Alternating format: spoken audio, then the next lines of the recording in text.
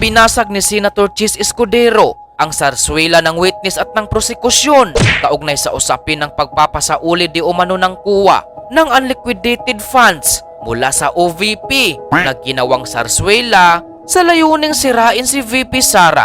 Subalit ngayon sa pag-cross-examine ng presiding officer ay naging malinaw na ang lahat na wala pa palang pinal na desisyon ang kuwa kaugnay sa isyu ng confidential funds ng Office of the Vice President.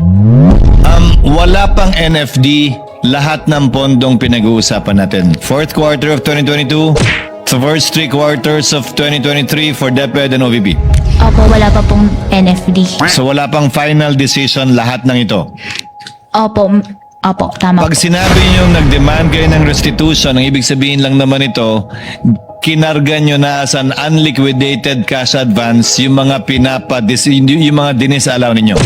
Opo, tama po. Yun lang naman pong ibig sabihin nun, di ba? Hindi naman ibig sabihin, isoli mo, bigay mo yung pera sa akin. Ibig sabihin nun, ilalagay namin yan as unliquidated cash advance during the pendency of the notice of disallowance. Yes po, kasi may mga remedies pa po sila. Kasi hindi pa nga final at wala pang NFD. Opo. Tama po?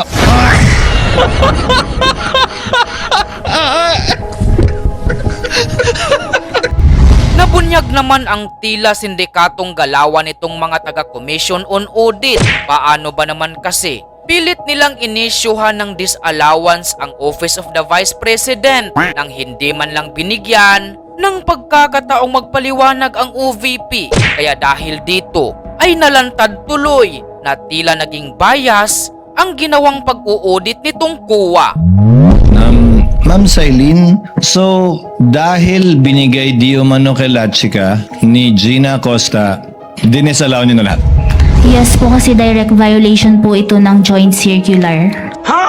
Subalit dahil hindi yan dumaan sa notice of suspension, in-issue niyo yung notice of disallowance nang hindi binibigyan ng pagkakataon, sumagot muna o magpaliwanag ang OVP. Wala pa po sila nun. Ngayon pa lang kung sakasakali kung mag-a-appeal sila. Opo. So you have not heard the side of the Vice President or the OVP's office with respect to what you heard Gina Acosta say under oath in the House hearings? Wala pa Okay. silang response doon. Wala pa po. Wala Doon pa na rin lang kayong- po, doon na lang po sa appeal. Doon na lamang. So in-issue nyo to nang hindi naririnig yung panic nila. Opo. Baliw ka yata eh.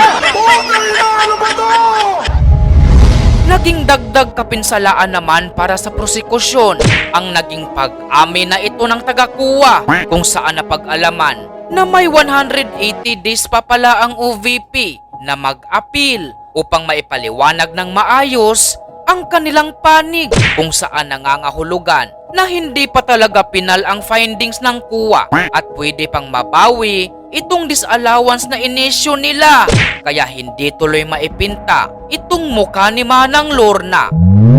What is the status of this notice of disallowance?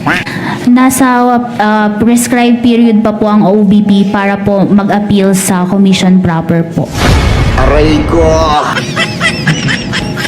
With the indulgence of counsel, and what is the prescribed period to appeal before the commission?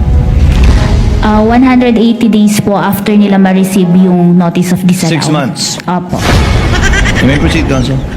And to your knowledge, are they still well within this 6-month period to Asked submit? and answered already, Your Honor.